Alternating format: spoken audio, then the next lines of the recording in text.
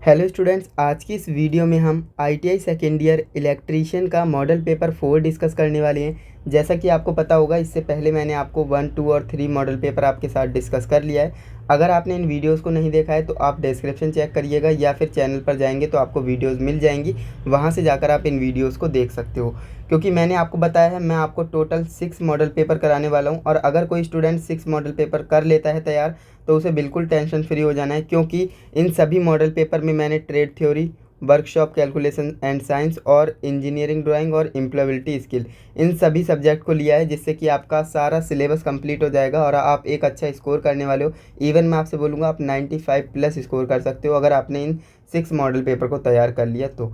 ये 6 model paper बहुत ज़्यादा पावरफुल मॉडल पेपर होने वाले हैं, क्योंकि सारे के सारे क्वेश्चन जो आपके सीबीटी एग्जाम में आएंगे वो इन 6 मॉडल पेपर से ही आने वाले हैं। यानी एक क्वेश्चन भी आपका बाहर से नहीं आएगा, तो इस बात की 100% गारंटी मैं देता हूँ। ओके, तो चलिए दोस्तों, आज की ये शानदार वीडियो शुरू करते हैं, जो कि मॉडल पेपर 4 है, इसको हम डिस्कस कर लेते हैं। तो दोस्तों, आज की इस वीडियो को हमारा पहला क्वेश्चन इस तरह से है, कह रहा है छोटे टेबल पंखे के लिए किस प्रकार की मोटर का उपयोग किया जाता है। जो आपने टेबल फैन देखा है ना, तो उसी की बात कर रहा है कि उसमें हम किस प्रकार की मोटर का उपयोग करते हैं। तो उसमें हम यूनिवर्सल मोटर का यूज़ करते हैं? बिल्कुल नहीं। Capacitor start, capacitor run motor, इसका भी यूज़ नहीं करते। रिपल्सन मोटर का भी यूज़ नहीं करते।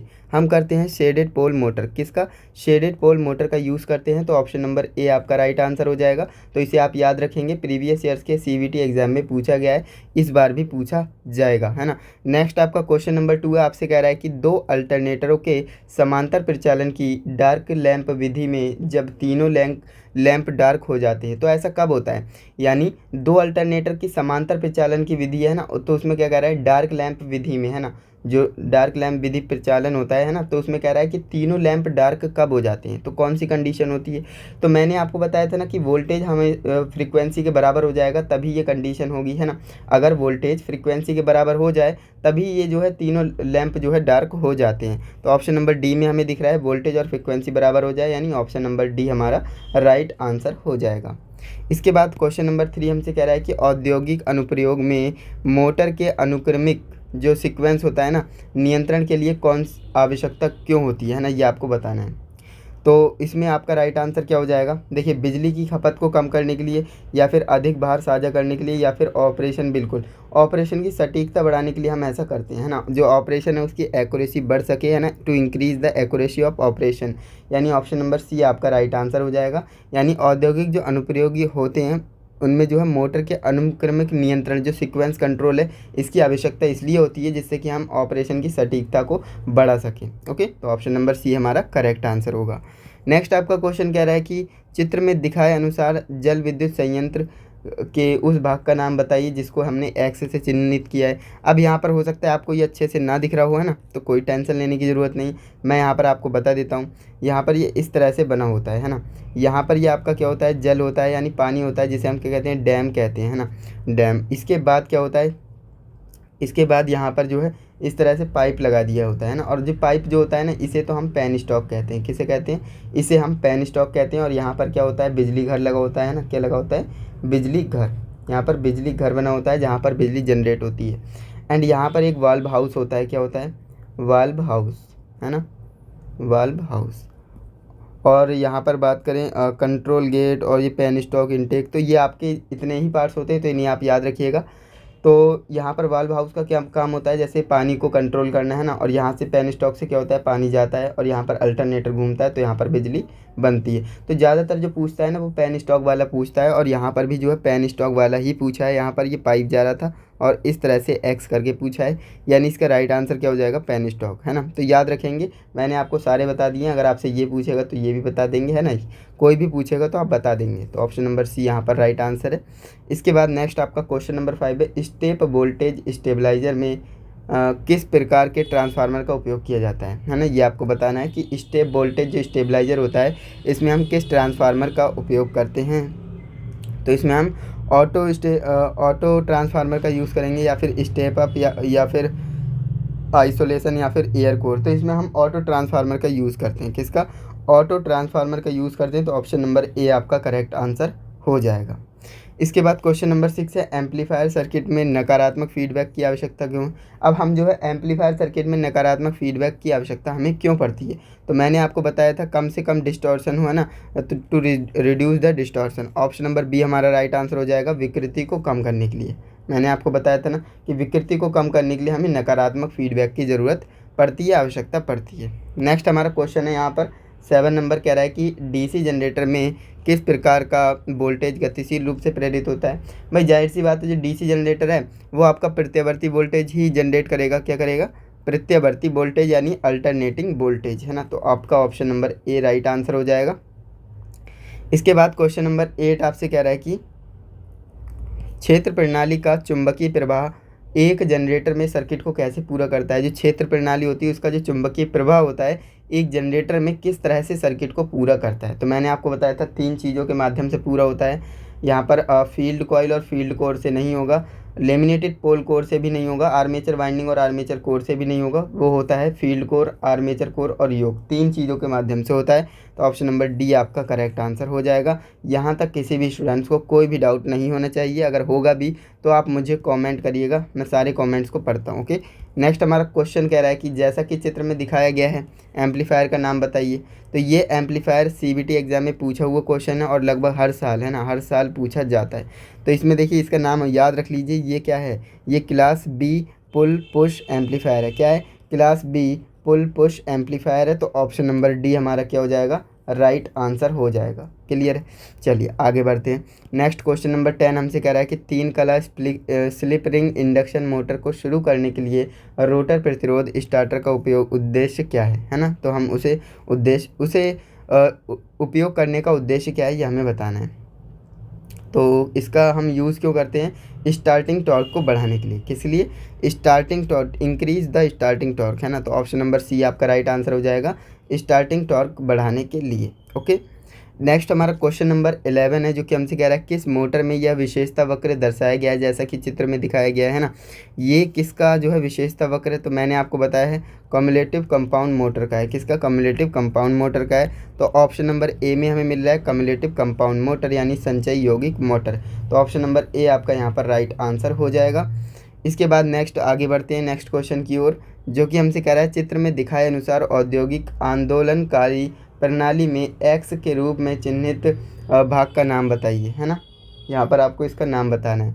तो देखिए यहाँ पर ये इसका नाम पूछ रहा है ना, इस तरह से इसने एक्स बना करके दिया है। तो यहाँ पर इसका राइट आंसर क्या होगा? तो ये हमारी होती है एग्रीगेटर मोटर। क्या होती है? Aggregator motor. तो ऑप्शन नंबर डी हमारा राइट आंसर हो जाएगा। डिस्चार्ज पंप या फिर फीड पंप या फिर एग्रीगेटर टैंक नहीं होता है, ये होता है एग्रीगेटर मोटर। ओके, याद रखिएगा, ऑप्शन नंबर डी हमारा करेक्ट आंसर हो जाएगा। नेक्स्ट क्वेश्चन है ओवरहेड लाइनों के अंतिम सिरों पर किस प्रकार के लाइन इंसुलेटर का उपयोग किया जाता है। जो एच टी का मतलब होता है जो हाई टेंशन वाली लाइन होती है ना, उनकी बात कर रहा है ना। जो हाई टेंशन वाली ओवरहेड लाइन होती है उसके अंतिम सिरे पर हम किस प्रकार के लाइन इंसुलेटर का यूज़ करते हैं। तो मैंने आपको बताया था डिस्क इंसुलेटर का यूज़ करते हैं। किसका? डिस्क इंसुलेटर का यूज़ करते हैं। तो ऑप्शन नंबर बी आपका यहाँ पर करेक्ट आंसर हो जाएगा। क्लियर? इसके बाद नेक्स्ट क्वेश्चन हमारा क्वेश्चन नंबर 14 है डीसी मोटर में बलाघूर्ण के समानुपाती कौन होता है। तो डीसी मोटर में जो बलाघूर्ण होता है उसके समानुपाती आर्मेचर करंट होता है। कौन होता है? आर्मेचर करंट होता है। तो याद रखेंगे, ऑप्शन नंबर बी यहाँ पर करेक्ट आंसर हो जाएगा। इसके बाद नेक्स्ट हमारा 15 नंबर क्वेश्चन कह रहा है सर्किट में दिखाए गए परीक्षण का नाम बताइए। यहाँ पर ये सर्किट दिखाया गया है, इसका नाम बताना है, इसमें कौन सा परीक्षण हो रहा है। तो यहाँ पर आप ध्यान से देखेंगे तो यहाँ पर आपको क्या लिखा हुआ दिख रहा है, यहाँ पर BL इस तरह से लिखा है। इसका मतलब होता है ब्लॉक रोटर टेस्ट। क्या होता है? BL का मतलब ब्लॉक, है ना, और किसको ब्लॉक किया जा रहा है? रोटर को, है ना। तो ब्लॉक रोटर टेस्ट, तो यहाँ पर किस में है? ऑप्शन नंबर ए में है ब्लॉक्ड रोटर टेस्ट। तो ऑप्शन नंबर ए यहाँ पर करेक्ट आंसर हो जाएगा। क्लियर है?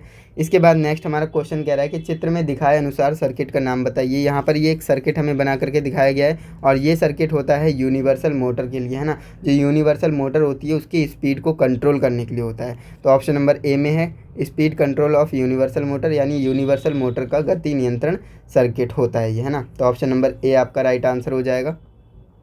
इसके बाद नेक्स्ट हमारा क्वेश्चन कह रहा है कि ऑटोमेटिक स्टार डेल्टा स्टार्टर में टाइमर का क्या काम है। जो ऑटोमेटिक स्टार डेल्टा स्टार्टर होता है इसमें टाइमर का क्या काम होता है। तो टाइमर क्या करता है भैया, स्टार से डेल्टा में बदलता है ना। जो सीक्वेंस होता है उसे स्टार से डेल्टा में बदलने का काम करता है। तो ऑप्शन नंबर सी यहाँ पर करेक्ट आंसर हो जाएगा। अब कभी कभी ना क्वेश्चन इस तरह से पूछता है कि टाइम डिले रिले अभी स्लो हो जाए तो क्या होगा। तो क्या करता है ना, जो टाइमर है ना वो स्टार को डेल्टा में नहीं बदल पाता और जो मोटर है वो स्टार में ही चलती रह जाती है ना। तो ये वाला भी क्वेश्चन पूछा गया है। तो फिलहाल इसका right answer option number C हो जाएगा। नेक्स्ट हमारा क्वेश्चन कह रहा है एक निष्क्रिय घटक कौन सा है। अब देखिए निष्क्रिय और सक्रिय घटक आपसे पूछता है, यानी एक्टिव कंपोनेंट। मैं आपको बता देता हूँ इसे, क्योंकि यहाँ से क्वेश्चन बनता ही बनता है ना। तो देखिए दो कंपोनेंट होते हैं, दो तरह के, एक एक्टिव कंपोनेंट और एक पैसिव कंपोनेंट। तो एक्टिव कंपोनेंट कौन से होते हैं। तो एक्टिव कंपोनेंट होते हैं हमारे इलेक्ट्रीशियन के लिए, है ना, इलेक्ट्रीशियन, है ना। यहाँ पर कौन सा पूछा है, पैसिव पूछा है ना। तो पैसिव, एक मिनट, ये इलेक्ट्रॉनिक के होते हैं, किसके, इलेक्ट्रॉनिक। और जो पैसिव कंपोनेंट होते हैं जो कि निष्क्रिय, यहाँ पर मैं लिख देता हूँ, देखिए निष्क्रिय, और ये हमारे होते हैं सक्रिय, है ना। तो निष्क्रिय किस में आते हैं, इलेक्ट्रीशियन में आते हैं, किसमें, इलेक्ट्रीशियन में आते हैं। तो यहाँ पर देखिए इलेक्ट्रीशियन में क्या आता है, डायोड और डायक और ट्रांजिस्टर, ये तो हमारे इलेक्ट्रॉनिक वाला पार्ट हो गया ना।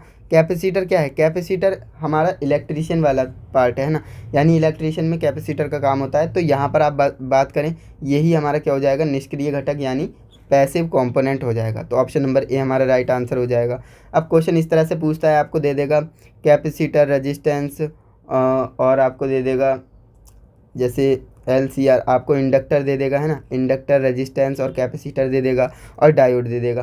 तो अब पूछेगा एक्टिव कंपोनेंट कौन सा है, तो आपका डायोड हो जाएगा, है ना। तो इसे आप याद रखेंगे जो यहाँ पर मैंने आपको बताया है, क्योंकि जो आपके पैसिव कंपोनेंट होते हैं वो इलेक्ट्रीशियन वाले होते हैं और इलेक्ट्रॉनिक वाले एक्टिव कंपोनेंट कहलाते हैं। ओके, तो ऑप्शन नंबर ए यहाँ पर राइट आंसर हो जाएगा। इसके बाद नेक्स्ट आपका क्वेश्चन है जो कि आपसे कह रहा है 3 कला 36 स्लॉट 12 कॉइल 4 पोल स्टेटर वाइंडिंग के लिए स्लॉट के संदर्भ में कला विस्थापन आपको बताना है। और इसका फॉर्मूला मैंने आपको बता रखा है, डिटेल में सॉल्यूशन कराया है। इसका आंसर आपका डी जाएगा, और 6 स्लॉट्स, है ना, 6 स्लॉट इसका राइट आंसर हो जाएगा। नेक्स्ट आपका क्वेश्चन कह रहा है कि जैसा कि चित्र में दिखाया गया है, AC ड्राइव के ब्लॉक आरेख में एक्स के चिन्हित घटक का नाम बताइए। यहाँ पर ये एक्स से दर्शाया गया है, तो कह रहा है इस वाले भाग का हमें नाम बताइए, इसका नाम क्या है। तो इसका नाम होता है DC बस। अब मैंने कैसे पहचाना, अब इसे आप एलिमिनेशन मेथड से भी कर सकते हो। यहाँ पर क्या दिख रहा है, ये हमारा AC का सिंबल है ना, यानी ये तो हमारा AC करंट हो गया। ये हमारा क्या है, ये हमारा एक डायोड है जो कि क्या कर रहा है, रेक्टिफायर जिसे हम बोलते हैं ना, क्या है, रेक्टिफायर। तो ये रेक्टिफायर हो गया इस तरह से, है ना। और ये क्या है, ये हमारा इन्वर्टर है, क्योंकि DC को AC में बदल रहा है ना, तो ये हमारा इन्वर्टर हो जाएगा। ये क्या है, ये मोटर है, और मोटर कौन सी है, इस तरह से बना है, मतलब AC मोटर है, तो ये AC मोटर हो जाएगा। तो एक ही बचता है ऑप्शन, ऑप्शन नंबर ए आपका राइट आंसर हो जाएगा। तो इस तरह से आप एलिमिनेशन मेथड से भी इसे कर सकते थे। इसके बाद नेक्स्ट हमारा क्वेश्चन नंबर 21 है जो कि कह रहा है AC और DC आपूर्ति दोनों में किस प्रकार की रिले का उपयोग करते हैं। यानी हमारे पास एक ऐसी रिले है जो AC और DC दोनों आपूर्ति पर काम कर लेगी, तो वो हमारी होती है इम्पल्स रिले। क्या होती है, इम्पल्स रिले होती है, यानी आवेग रिले। तो ऑप्शन नंबर सी हमारा यहाँ पर करेक्ट आंसर हो जाएगा। क्लियर है। नेक्स्ट हमारा क्वेश्चन है 22 नंबर, कौन सी DC लोड संपर्ककर्ताओं के DC4 मानक कर्तव्य चक्र द्वारा दर्शाया गया है। तो ऐसा कौन सा है, तो उसे हम क्या कहते हैं, श्रेणी मोटर की शुरुआत और रुकना। बिल्कुल सही, ऑप्शन नंबर ए आपका राइट आंसर जाएगा, श्रेणी मोटर की शुरुआत और रुकना, यानी starting and stopping of series motor. बिल्कुल सही, ऑप्शन नंबर ए हमारा यहाँ पर करेक्ट आंसर हो जाएगा। नेक्स्ट हमारा क्वेश्चन नंबर 23 है जो कि कह रहा है चित्र में दिखाए अनुसार सिंक्रोनस मोटर के वक्र का नाम बताइए। ये वक्र कौन सा है, भाई जाहिर सी बात है, उल्टा हमें V नज़र आ रहा है, तो इन्वर्स V हो जाएगा। क्या हो जाएगा, इन्वर्स V वक्र हो जाएगा। तो ऑप्शन नंबर सी यहाँ पर करेक्ट आंसर है। नेक्स्ट हमारा क्वेश्चन कह रहा है कि रिवाइंडिंग प्रक्रिया में ऑपरेशन क्या है। यहाँ पर एक आदमी है जो कि क्या कर रहा है, हथौड़ा लेकर यहाँ पर कुछ निकाल रहा है मोटर में से, है ना। तो इसे हम क्या कहते हैं, इसे हम कहते हैं रिमूविंग ऑफ वेजेस, यानी वेजेस को हटाना, वेजेस को हटाना कहते हैं, और यही ऑपरेशन यहाँ पर चल रहा है। तो ऑप्शन नंबर ए यहाँ पर राइट आंसर है। नेक्स्ट क्वेश्चन हमसे कह रहा है कि चित्र में दिखाए अनुसार प्रतीक का नाम बताइए। यहाँ पर ये प्रतीक, इसका नाम क्या है, ये हमें बताना है। तो देखिए मैंने आपको एक बात बताई थी कि अगर ये आपको, आप इस वाले एरो को देखना है सिर्फ, है ना, इन किसी को मत देखिए, आप सिर्फ इस एरो को देखिए, है ना। एरो क्या कर रहा है, एरो इस डायरेक्शन में जाना है, और इस डायरेक्शन में अगर जाता है तो वो एन वाला होता है, अगर इस डायरेक्शन में अगर जाता है तो वो पी चैनल वाला होता है ना। तो बस इतना ही आपको याद रखना है। अगर ये डायरेक्शन इस तरह से होता तो ये पी चैनल वाला हो जाता। अभी ये जो डायरेक्शन है इसकी इस तरह से है, यानी राइट हैंड साइड की तरफ है, तो यानी ये एन चैनल वाला डायोड हो जाएगा, है ना, फैट हो जाएगा। एन चैनल फैट आपका राइट आंसर है, ऑप्शन नंबर बी। क्लियर है। तो ये दो तरह से क्वेश्चन पूछता है, एरो की डायरेक्शन इधर और उधर करके पूछेगा, तो ये वाला आपका एन होता है और ये वाला आपका पी होता है। ओके, नेक्स्ट क्वेश्चन हमसे कह रहा है कि 3 phase slip ring induction motor को शुरू करने और चलाने के लिए किस प्रकार के स्टार्टर का उपयोग किया जाता है।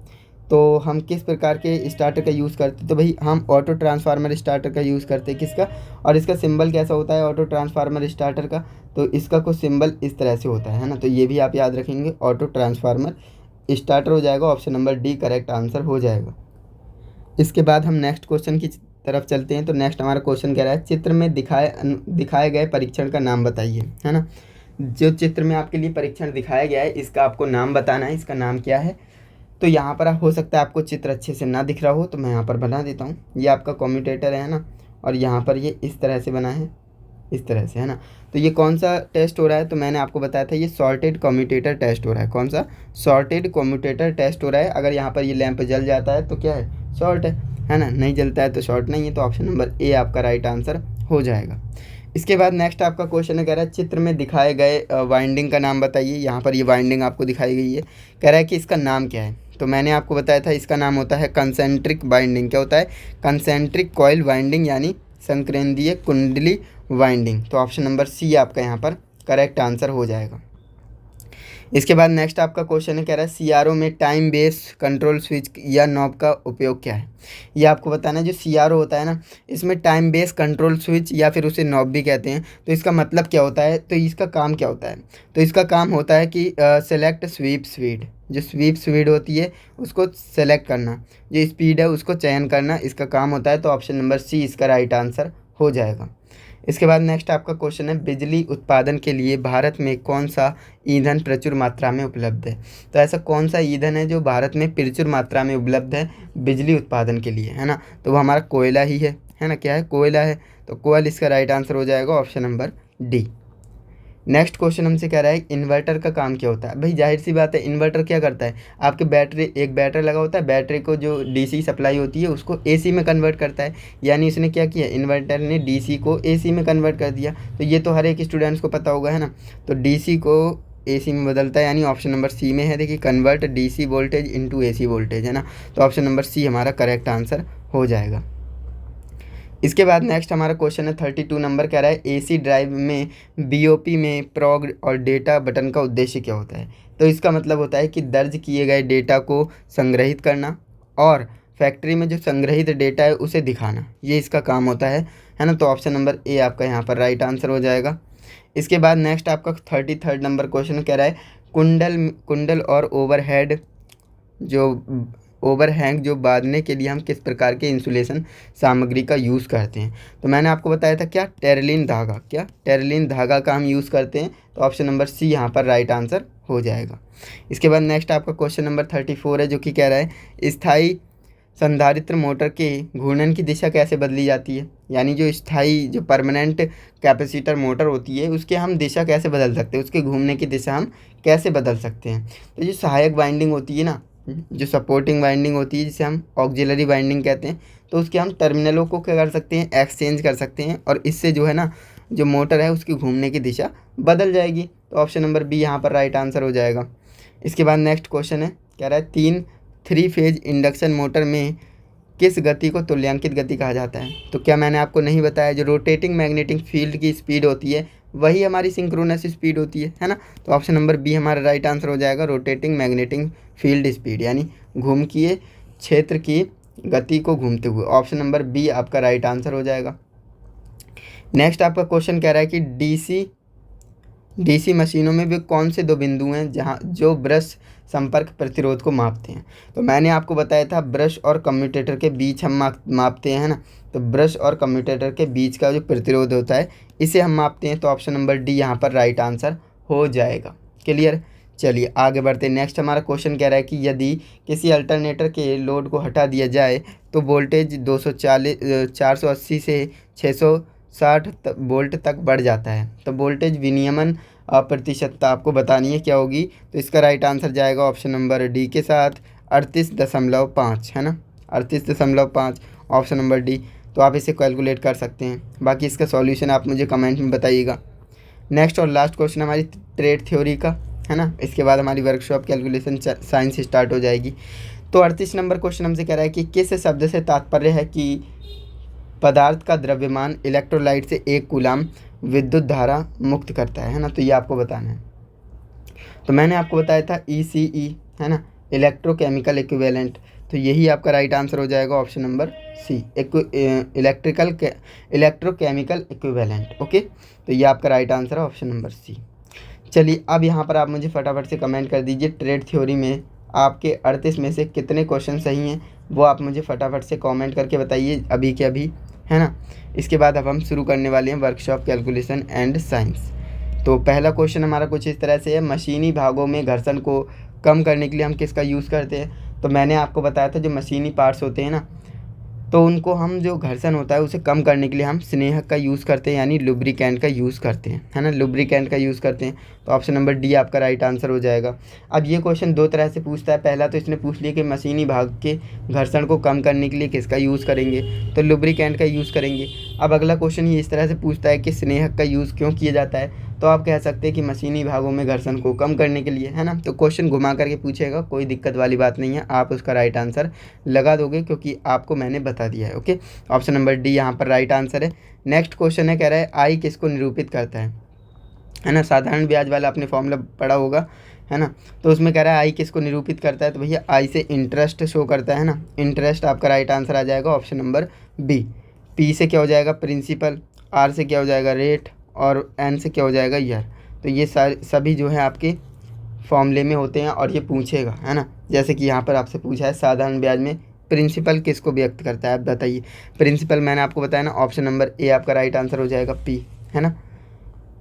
इसके बाद नेक्स्ट हमारा क्वेश्चन कह रहा है कि कौन सा प्रतिबल है। ये आपका कौन सा प्रतिबल है आपको बताना है। तो ये मैंने आपको बताया था कि ये क्या है, ये आपका शेयर स्ट्रेस है। क्या है, ये आपका शेयर स्ट्रेस है, यानी कर्तन प्रतिबल है। तो ऑप्शन नंबर सी यहाँ पर क्या हो जाएगा, राइट आंसर हो जाएगा। इसके बाद अब हम नेक्स्ट क्वेश्चन देखते हैं। तो 5 नंबर क्वेश्चन हमसे कह रहा है कि टेम्परिंग प्रक्रिया करते समय एक धातु के टुकड़े को 250 डिग्री सेल्सियस पर गर्म किया जाता है, तो उस धातु के टुकड़े का रंग क्या हो जाएगा, ये आपको बताना है ना।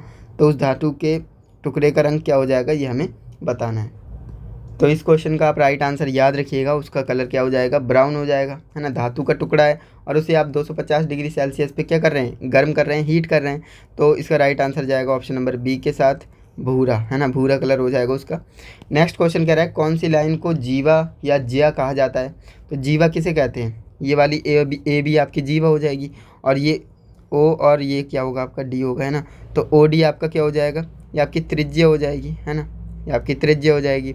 और बाकी सारी चीज़ आपको पता ही है। और ये आपका व्यास हो जाएगा, है ना, जो सेंटर पॉइंट से जाता है तो वो आपका व्यास हो जाएगा। तो ये तो आप जानते ही हैं सारी चीज़ें, है ना। तो इसका हमसे पूछा था जीवा, है ना। तो जीवा कौन सी है, ए और बी है। तो ए बी यानी ऑप्शन नंबर बी में है, तो ऑप्शन नंबर बी आपका राइट आंसर हो जाएगा। तो यहाँ पर हमने जो है WCS के भी 6 क्वेश्चंस को कवर कर लिया है। कितने सही हैं वो आप मुझे अपना स्कोर बता दीजिएगा कमेंट में। नेक्स्ट क्वेश्चन हमसे कह रहा है कि इंजीनियरिंग ड्राइंग। अब यहाँ पर इंजीनियरिंग ड्राइंग के हम 6 क्वेश्चंस को देखने वाले हैं। चलिए शुरू करते हैं। पहला क्वेश्चन हमारा है प्रत्यावर्ती और प्रत्यक्ष, है ना। जो प्रत्यक्ष और प्रत्यावर्ती करंट के लिए प्रतीक आपको बताना है। तो यहाँ पर हो सकता है आपको नहीं दिखता हो, तो मैं आपको बता देता हूँ। एक तो आपका इस तरह से होगा, और एक आपका इस तरह से होगा, और आपका एक इस तरह से होगा। तो इसका राइट आंसर क्या हो जाएगा। अब देखिए यहाँ पर बोला क्या है, यहाँ पर बोला है प्रत्यक्ष और प्रत्यावर्ती, यानी DC और AC दोनों बोला है। तो यहाँ पर हम सिर्फ DC को नहीं लगा सकते, सिर्फ AC को नहीं लगा सकते, हम ऑप्शन नंबर सी के साथ जाएंगे क्योंकि दोनों बोला है। तो यहाँ पर दोनों है, ये आपकी DC हो गई, ये आपकी AC हो गई। तो ऑप्शन नंबर सी आपका करेक्ट आंसर है ना। चलिए आगे बढ़ते हैं नेक्स्ट क्वेश्चन की ओर। क्वेश्चन हमसे कह रहा है कि पृथ्वी का चिन्ह यहाँ पर आपको बताना है। तो यहाँ पर हो सकता है आपको ना दिख रहा हो, मिट गया है। तो यहाँ पर इस तरह से आपको डायग्राम बने हुए दिखेंगे। एक ये आपका हो जाएगा और एक ये आपका हो जाएगा इस तरह से, और एक आपका ये इस तरह से हो सकता है, और एक आपका ये हो गया, है ना। तो यहाँ पर कह रहा है कि पृथ्वी यानी अर्थ, अर्थ का सिंबल पूछ रहा है ना। तो अर्थ का सिंबल कैसा होता है, तो अर्थिंग हम करते हैं ना, तो ऑप्शन नंबर बी हमारा करेक्ट है। ये अर्थ का सिंबल होता है, तो बी हमारा करेक्ट आंसर हो जाएगा। ये हमारा क्या होता है, ये हमारा कैपेसिटर होता है ना, ये हमारा कैपेसिटर हो गया, ये हमारा रेजिस्टेंस हो गया, और ये हमारा बैटरी हो गया। तो समझ में आ गया होगा सारी चीज़ें आपको। नेक्स्ट आपका क्वेश्चन है, निम्नलिखित में से कौन सा एसी अमीटर है। एसी अमीटर आपको बताना है, तो भाई ये तो होगा नहीं भैया, ये तो क्या है, वोल्ट मीटर है ना। और ये क्या है, ये हमारा ओम का सिंबल है, ओम मीटर है ना। ये हमारा क्या है, फ्रीक्वेंसी मीटर है, हर्ट्ज लिखा है इसलिए फ्रीक्वेंसी मीटर हो जाएगा। अब बचा ऑप्शन बी ही, तो यही हमारा करेक्ट आंसर हो जाएगा। ये ए का मतलब अमीटर, और ये इस तरह से बना है मतलब एसी, है ना। तो एसी अमीटर हो जाएगा ऑप्शन नंबर बी। क्लियर है। चलिए नेक्स्ट क्वेश्चन हमारा है, इसमें देखिए इंजीनियरिंग ड्राइंग में ना आपके ज़्यादातर क्वेश्चन चित्र वाले ही आएंगे, और मैंने चित्र वाली क्लास में आपको सारे क्वेश्चंस बता रखे हैं। चित्र वाले जितने भी पॉसिबल थे सारे क्वेश्चंस एक ही वीडियो में बता दिए हैं, जिससे कि आपकी चित्र वाले क्वेश्चंस कंप्लीट हो जाएंगे, है ना। नेक्स्ट क्वेश्चन हमसे कह रहा है कि बिना स्विच पी के मुख्य फ्यूज बोर्ड के लिए चिन्ह चुनिए। तो बिना फ्यूज के बिना स्विच के बात करेगा ना, तो ऑप्शन नंबर बी हमारा राइट आंसर होगा। इस तरह से आयत के अंदर इस तरह से आयत बना होता है, तो वो बिना स्विच वाला होता है, तो ऑप्शन नंबर बी आपका करेक्ट आंसर हो जाएगा। इसके बाद नेक्स्ट हमारा क्वेश्चन कह रहा है प्रतीक का नाम बताइए। अब बताइए, यहाँ पर प्रतीक ही नहीं है, तो मैं बना देता हूँ। यहाँ पर इस तरह से होगा, है ना, इस तरह से ये बना होगा। अब देखिए यहाँ पर अगर ये इस तरह से बना होता तो इसका नाम क्या हो जाता, इसका हो जाता नाम सामान्य माइक्रोफोन। क्या हो जाता, सामान्य माइक्रोफोन। लेकिन लेकिन लेकिन मैंने यहाँ पर इसे इस तरह से बनाया है। अब इसका नाम क्या हो गया, अब इसका ये बीच में मैंने क्या बनाया है, ये कैपेसिटर बनाया है। कैपेसिटर को हम नॉर्मल भाषा में क्या कहते हैं, कंडेंसर कहते हैं। तो कंडेंसर माइक्रोफोन इसका राइट आंसर हो जाएगा ऑप्शन नंबर ए, है ना। तो इसे आप याद रखेंगे। चलिए आगे बढ़ते, नेक्स्ट हमारा क्वेश्चन है, कह रहा है एसी वोल्टेज को बढ़ाने या घटाने वाली स्टैटिक डिवाइस का नाम बताइए। यानी कह रहा है एसी वोल्टेज हमारे पास है, उसे बढ़ाना भी है और घटाना भी है, और स्टैटिक डिवाइस भी होनी चाहिए। भाई ऐसी तो एक ही चीज़ है, हमारा ट्रांसफार्मर है ना। ट्रांसफार्मर क्या है, स्टैटिक डिवाइस है, और ये क्या करता है, एसी करंट को क्या करता है, एसी वोल्टेज को स्टेप अप और स्टेप डाउन दोनों कर सकता है। तो ये हमारा राइट आंसर हो जाएगा ट्रांसफार्मर। और ये कहाँ पर दिख रहा है, ऑप्शन नंबर डी में दिख रहा है, तो ऑप्शन नंबर डी हमारा करेक्ट आंसर हो जाएगा। क्लियर है। यहाँ तक किसी भी स्टूडेंट्स को कोई भी डाउट नहीं होना चाहिए। अगर होगा भी तो आप मुझे कमेंट पे पूछिएगा। वैसे मुझे लगता है कि डाउट नहीं होगा, सारे क्वेश्चन सिंपल ही चल रहे हैं। तो यहाँ पर हमने जो है ईडी को भी कंप्लीट कर लिया है, 6 क्वेश्चंस, है ना। अब हम बात करने वाले हैं इम्प्लॉयबिलिटी स्किल की, है ना। इम्प्लॉयबिलिटी स्किल में हमारे टोटल 25 क्वेश्चंस होंगे, और कितने सही आप करते वो आप मुझे लास्ट में वीडियो में बताइएगा कमेंट में, है ना। तो चलिए अब मैं यहाँ पर एम्प्लॉयबिलिटी स्किल को शुरू कर लेता हूँ। चलिए पहला क्वेश्चन हमारा है, कह रहा है कि उपयुक्त कार्यस्थल शिष्टाचार है। तो आपको बताना है जो वर्क प्लेस एटिकेट है वो कौन सा है। देरी करना, भाई काम पर आप लेट आ रहे हो तो ये उपयुक्त शिष्टाचार थोड़ी होगा, है ना। ये वर्क प्लेस एटिकेट तो है नहीं। व्यवधान डालना या फिर ऊंची आवाज़ में बात करना, तो ये नहीं होगा। आपका right answer option number B जाएगा, समय का पाबंद होना। यानी समय का पाबंद होने का मतलब क्या होता है, टाइम पर उपस्थित होना, है ना। अगर आपके टाइमिंग है 8 बजे आपको जॉब पर आ जाना है, तो मतलब आप 8 से पहले ही आ जाएंगे, है ना। तो ये होता है समय का पाबंद होना। क्लियर है ना। चलिए आगे बढ़ते, नेक्स्ट हमारा क्वेश्चन कह रहा है कि अगर कोई घर में बने उत्पाद को बेचना चाहता है तो उसे व्यवसाय बढ़ाने के लिए क्या करना होगा। यानी अगर कोई घर में अपना कोई उत्पाद बना रहा है और उसे वो बेचना चाहता है, तो उसे व्यवसाय बढ़ाने के लिए क्या करना चाहिए। बिना किसी बदलाव के वही काम करते रहना चाहिए, बिल्कुल नहीं। दुकानदारों को ढूंढे और उनके साथ मार्केटिंग बनाना चाहिए, या फिर व्यवसाय बढ़ाने के अवसर की प्रतीक्षा करना चाहिए। हमें वेट नहीं करना है, केवल उसके पड़ोसियों को बेचना। तो ऐसा अगर वो करेगा तो कहाँ ग्रो कर पाएगा, नहीं कर पाएगा ना। तो ऑप्शन नंबर बी हमारा करेक्ट आंसर है, जो कि कह रहा है कि दुकानदारों को ढूंढना है और उनके साथ क्या करना है, मार्केटिंग बनाना है ना। जितनी ज़्यादा आप मार्केटिंग करेंगे उतना ज़्यादा आपका बिजनेस बढ़ेगा। तो ऑप्शन नंबर बी आपका राइट आंसर है। नेक्स्ट आपका क्वेश्चन नंबर 3 है, जो कि आपसे कह रहा है यदि टीम का कोई साथी अपना निर्धारित कार्य पूरा करने में संघर्ष कर रहा है तो आपको क्या करना चाहिए। यानी आपको दिख रहा है यहाँ पर एक लड़का है जो कि अपना काम समय से नहीं कर पा रहा है, या फिर कोई स्ट्रगल कर रहा है, उससे काम नहीं हो पा रहा है, और आप यहाँ पर खड़े खड़े देख रहे हैं, तो आपको क्या करना चाहिए, इसकी मदद करनी चाहिए कि नहीं। तो आप कहेंगे बिल्कुल करनी चाहिए, है ना। तो कार्य कुशल ना होने के कारण आलोचना वगैरह नहीं करनी है ना, उसे क्रिटिसाइज नहीं करना है। ऐसा करेंगे तो वो और काम छोड़कर भाग जाएगा। उनके स्टाफ को पूरा करने के लिए उन्हें हेल्प और सपोर्ट, बिल्कुल सही। उनका स्टाफ कम होगा, जाहिर सी बात है, तभी वो काम नहीं कर पा रहा है ना, स्ट्रगल कर रहा है। तो क्या करेंगे, उनके स्टाफ को पूरा करने के लिए क्या करना है, उसको हेल्प और सपोर्ट ऑफर करना है। तो ऑप्शन नंबर बी आपका करेक्ट आंसर हो जाएगा। नेक्स्ट ऑप्शन आपसे कह रहा है कि उनके योगदान की कमी के बारे में। अब देखिए, उनकी कमी आप बताएंगे और सुपरवाइज़र को, है ना, तो ये गलत हो जाएगा ना। इसके बाद कह रहा है कि संघर्ष को नज़रअंदाज, इग्नोर भी हमें नहीं करना चाहिए, क्योंकि वो आपका टीम का मेंबर है, तो उसका काम करना आपका फ़र्ज़ है। नेक्स्ट आपका क्वेश्चन है, आपसे कह रहा है कि सोशल नेटवर्किंग साइट कौन सी है। सोशल नेटवर्किंग साइट की बात कर रहा है ना। तो यहाँ पर सोशल नेटवर्किंग साइट क्या है, आपकी फेसबुक है ना। तो ऑप्शन नंबर डी आपका यहाँ पर राइट आंसर हो जाएगा। नेक्स्ट आपका क्वेश्चन यहाँ पर है, कह रहा है निम्नलिखित में से किसे कार्यस्थल पर उचित व्यवहार माना जाता है। मीटिंग के दौरान दूसरों के बीच में रोकना। तो देखिए, उचित व्यवहार बोल रहा है ना, अनुचित बोलता तो ये सही हो जाता, लेकिन उचित बोल रहा है तो उचित तो ये नहीं है ना। फ़ोन पर ऊंची आवाज़ में बात करना या फिर नियमित रूप से काम में देरी होना, तो ये भी नहीं है। आपका right answer option number C हो जाएगा, स्वच्छ कार्यस्थल बनाए रखना। आप जहाँ पर काम कर रहे हो ना, वहाँ पर आपको साफ़ सफाई बनाए रखनी होती है, तो वो एक अच्छा वर्क प्लेस एटिकेट कहलाता है। तो ऑप्शन नंबर सी आपका राइट आंसर हो जाएगा। वो आपका एक अच्छा बिहेवियर होता है जो कि आपके वर्क प्लेस को साफ़ सुथरा रखता है। नेक्स्ट आपका क्वेश्चन आपसे कह रहा है कि अपने ITI प्रशिक्षण पूरा होने के पर नौकरी पाने के लिए पहला कदम क्या होगा। यानी आपने अपनी ITI पूरा कर लिया है ना, इसके बाद आप नौकरी के लिए आवेदन करना चाहते हैं, तो पहला कदम आपका क्या होगा। नौकरी के लिए आवेदन करेंगे, या फिर काम के लिए रिपोर्ट करेंगे, या फिर नौकरी के लिए पेशकश की प्रतीक्षा करेंगे, या फिर ज्वाइनिंग लेटर का इस्तेमाल करें।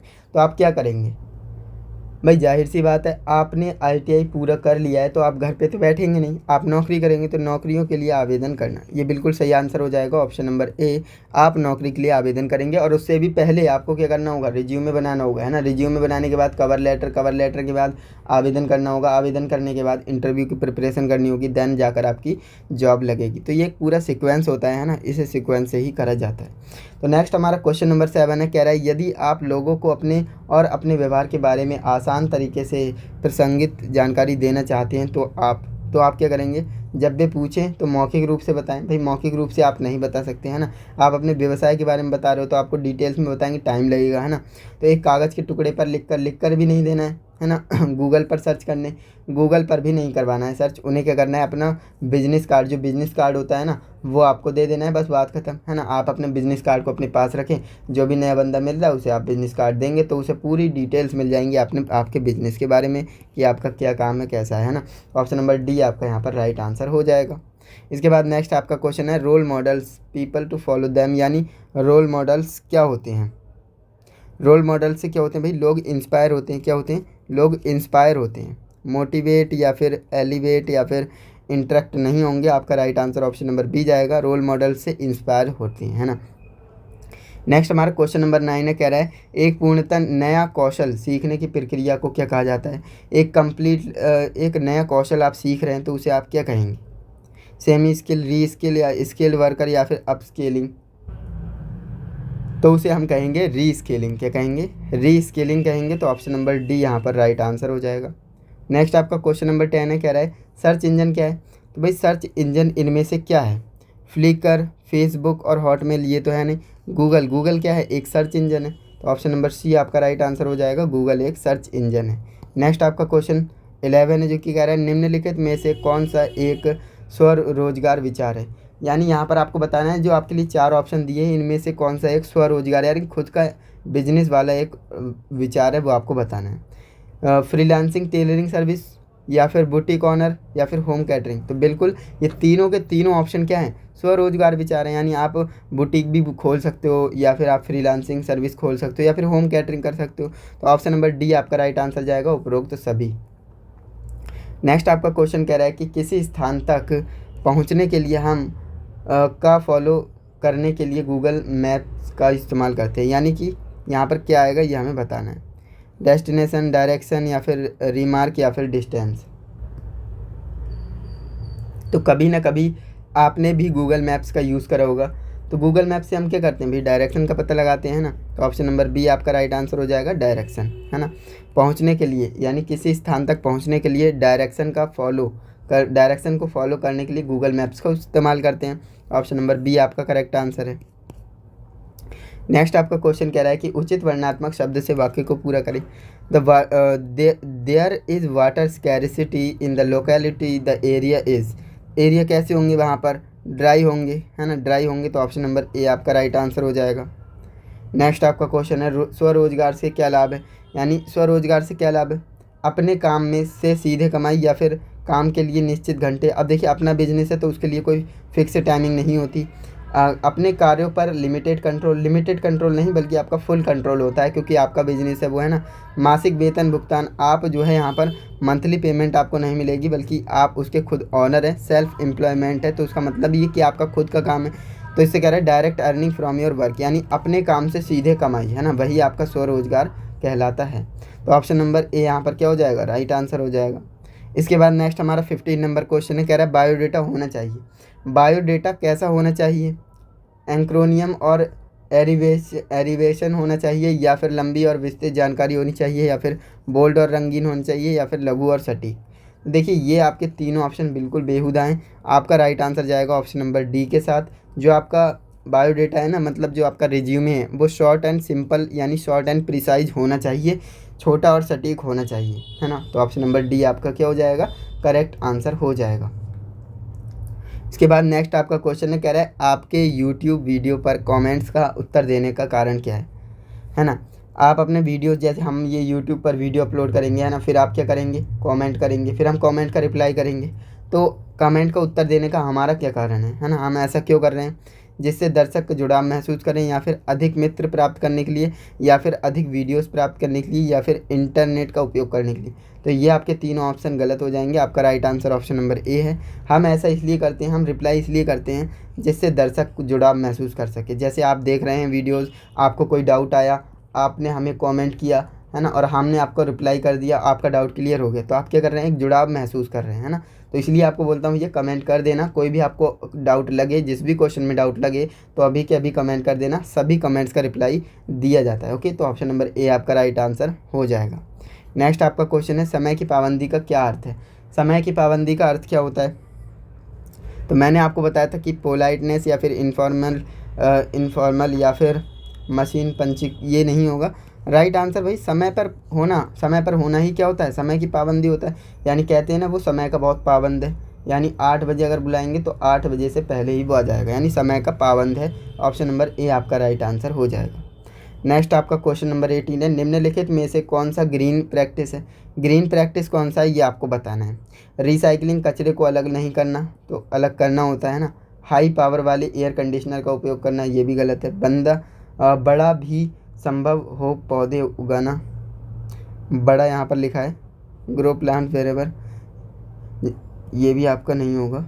पौधे उगाना, 1 मिनट, देखिए प्लास्टिक के कंटेनर का उपयोग नहीं करना है। आपका राइट आंसर क्या होगा,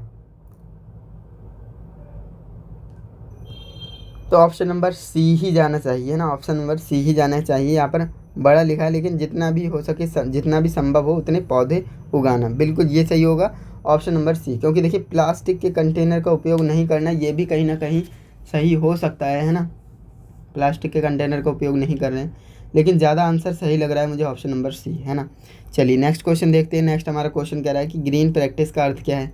ग्रीन प्रैक्टिस का क्या अर्थ है, कमरे से बाहर निकलते समय लाइट और पंखे चालू रखना। तो भाई ये तो गलत बात है ना, आप बिजली को यहाँ पर बचा नहीं रहे हैं और वेस्ट कर रहे हैं ना।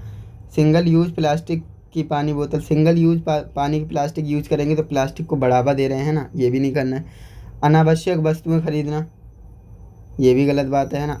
आपको अननेसेसरी चीज़ें खरीदना, ये भी गलत बात है। तो ऑप्शन नंबर डी ही आपका राइट आंसर हो जाएगा। किराने का सामान खरीदने के लिए कपड़े का बैग ले जाना, बिल्कुल सही, option number D right answer है। क्योंकि आपने देखा होगा, आप अपने घर से बाज़ार जाते होंगे तो आप अपने थैला लेकर जाते होंगे अपने साथ में, है ना, कपड़े का थैला, जिससे मीन कि आप सामान रख सकें। अब वहाँ पर शॉपकीपर आपको क्या करता है, शॉप वाला आपको पन्नी की पॉलीथीन देता है जो प्लास्टिक से बनी होती है, तो आप उससे मना करिए कि इसका यूज़ करना सही नहीं है ना। तो आप इसलिए कपड़े का थैला लेकर के जाते हैं। तो ऑप्शन नंबर डी आपका राइट आंसर हो जाएगा।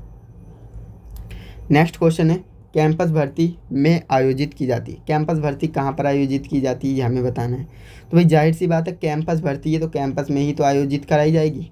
तो कैंपस क्या होता है, तो कैंपस आपकी आईटीआई होती है ना। तो ऑप्शन नंबर बी आपका राइट आंसर है। तो आपने देखा होगा आपके भी कैंपस में बहुत सारी भर्तियाँ आती रहती होंगी, है ना।